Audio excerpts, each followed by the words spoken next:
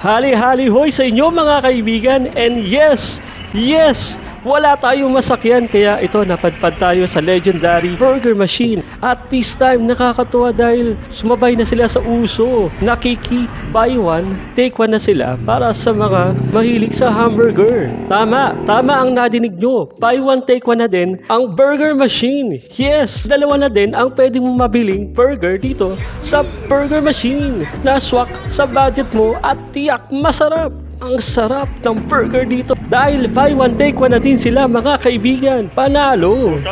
At sponsor dyan by Manager Alina. Sarap ng beef burger nila.